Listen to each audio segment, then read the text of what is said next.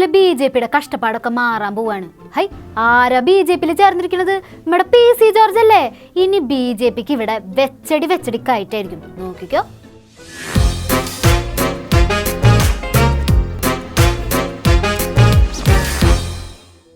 അങ്ങനെ BJP നേതാക്കൾക്കും BJP പ്രവർത്തകർക്കും ആവേശം പകർന്നുകൊണ്ട് PC ജോർജ് BJPയിൽ ചേർന്നിരിക്കുന്നു.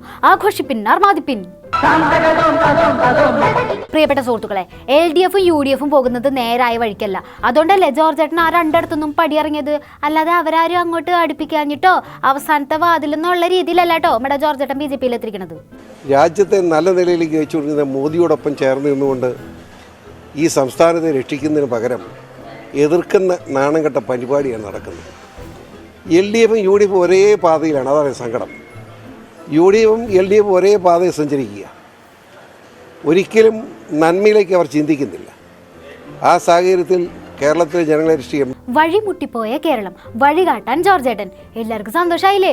മോദിജിക്കൊപ്പം ചേർന്ന് നിന്ന് കേരളത്തിനെ രക്ഷിക്കുന്നാണ് ജോർജ് ഏട്ടൻ പറയുന്നത്. ഇതിൽ കൂടുതൽ സന്തോഷം മലയാളികൾക്ക് വേറെ എന്തിട്ട് വരാനുള്ളത്? അങ്ങനെ കേരളത്തിന്റെ രക്ഷകനായി സാക്ഷാൽ PC ജോർജ് അവതരിച്ചിരിക്കുന്നു. BJPയിലേക്ക് അടുപ്പിക്കാൻ സുരേന്ദ്രൻജിക്ക് തന്നെ ഒരാശങ്ക ഉണ്ടായിരുന്നെങ്കിലും ഇപ്പം എല്ലാ നൂലാമാലകളും മാറിക്കിട്ടില്ലേ? കറക്റ്റ് സ്ഥലത്ത് തന്നെ എത്തിച്ചേർന്നില്ലേ?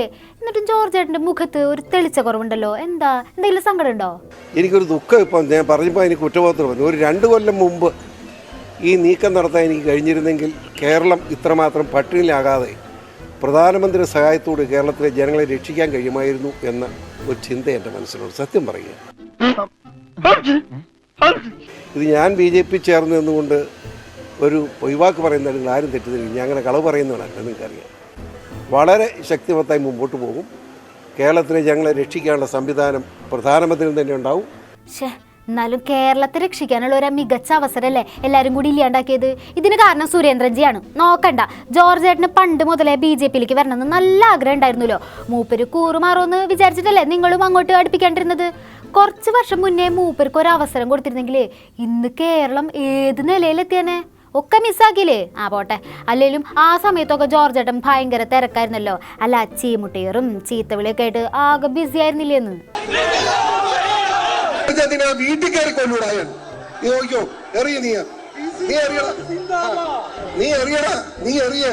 കൊണ്ടിട്ട് പോകാൻ നിൽക്കുക.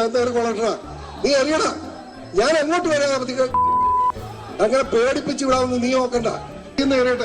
എറിയുന്നവൻ ആരാ നീ ഞാൻ കണ്ടു. നീ വീട്ടിൽ കിടന്നുറങ്ങിയതാണ്. നീ ഓർത്തു ഇവിടെ വീട്ടിൽ കിടന്നുറക്കം നടക്കാനാ. അല്ല, ഇതിന്റെ ഇടയിൽ ജോർജ് ഏട്ടൻ വേറെന്തോ കാര്യം പറയണ്ടായിരുന്നല്ലോ. എന്തോ സത്യത്തിന്റെ കാര്യം? ഇത് ഞാൻ BJP ചേർന്ന് നിന്നുകൊണ്ട് ഒരു പൊയ്വാക്ക് പറയുന്നതാണ്. നിങ്ങൾ ആരും തെറ്റിദ്ധരിക്കും. ഞാൻ അങ്ങനെ കളവ് പറയുന്നവനല്ല. നിങ്ങൾക്കറിയാം. അത് തന്നെ, ജോർജ് ഏട്ടൻ കളവ് പറയുന്ന ആളല്ലാന്ന്. അത് പിന്നെ നമുക്കറിയില്ലേ? സോളാർ കേസിന്റെ സമയത്തും അത് കഴിഞ്ഞൊക്കെ എന്തായിരുന്നു?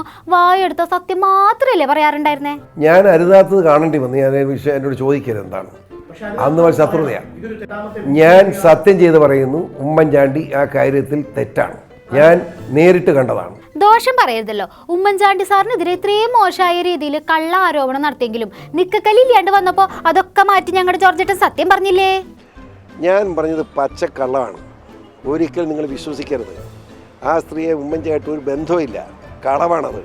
ഇതാ പറഞ്ഞ ഞങ്ങളുടെ ജോർജ് ഏട്ടൻ സത്യം മാത്രമേ പറയൂന്ന്. ഇതൊക്കെ കഴിഞ്ഞ കഥയല്ലേ, ഒക്കെ വിട്.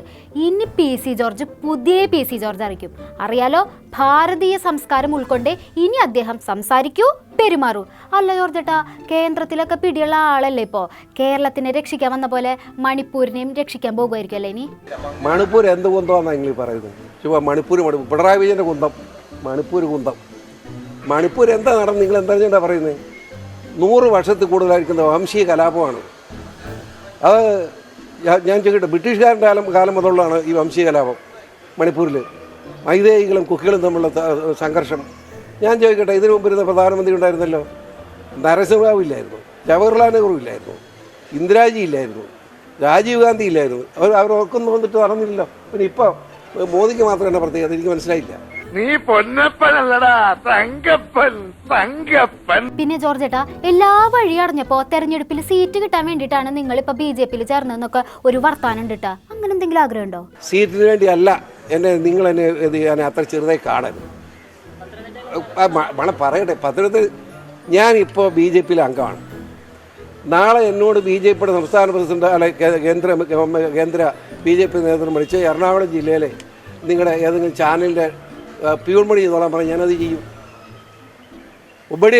ഒബീഡിയൻ്റ് ആയിട്ടുള്ള പാർട്ടി പ്രവർത്തനമായിരിക്കും, ഞാനൊരു സംശയം വേണ്ട. ഓ, ഇത്രയ്ക്ക് നിഷ്കളങ്കനായ ലോല ഹൃദയമുള്ള മനുഷ്യനെയാണല്ലോ എല്ലാവരും കൂടെ ഒറ്റപ്പെടുത്തിയത്. സാരില്ല, കഷ്ടതകളും വിഷമങ്ങളും അനുഭവിച്ചിട്ടായാലും അവസാനം കേരളത്തെ രക്ഷിക്കാൻ വന്നൂലോ, സന്തോഷായിരിക്കണു. അപ്പോഴേ സുരേന്ദ്രൻജി, കാര്യം നിങ്ങൾക്ക് ജോർജ് ഏട്ടൻ വന്നത് അത്ര പിടിച്ചിട്ടില്ലെങ്കിലും മൂപ്പരുടെ വരവ് തെരഞ്ഞെടുപ്പിൽ ഗുണം ചെയ്യുന്ന ആലോചിക്കാവൂല്ലേ?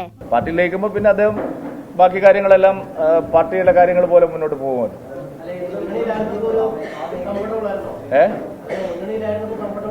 അല്ല, അങ്ങനെയൊന്നും അല്ല. നിങ്ങൾ എഴുതാപ്പുറം എന്തിനാണ് വായിക്കുന്നത്? അദ്ദേഹം വളരെ കുറച്ച് സമയം മാത്രമേ NDA മുന്നണിയിലുണ്ടായിരുന്നു.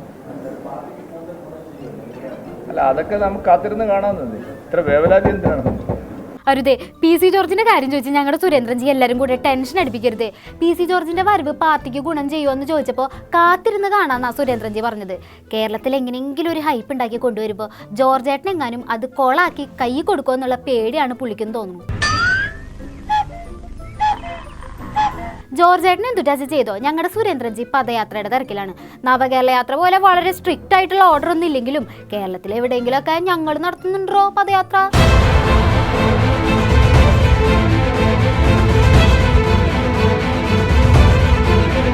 ഏതായാലും തെരഞ്ഞെടുപ്പ് അടുത്തിരിക്കുന്ന സമയത്ത് മികച്ച വ്യക്തിയാണ് BJPയിൽ ചേർന്നിരിക്കുന്നത്. ഇതിലും അടിപൊളി നേതാവ് ഉണ്ടെങ്കിൽ അത് സ്വപ്നങ്ങളിൽ മാത്രം അല്ലേ ജോർജ് ഏട്ടാ? കേരളത്തിനെ വലിയ നിലയിലേക്ക് എത്തിച്ചാലും ഇല്ലെങ്കിലും ജോർജ് ഏട്ടൻ BJPയെ ഒരു നിലയ്ക്ക് എത്തിക്കും എന്ന് ഉറപ്പാ.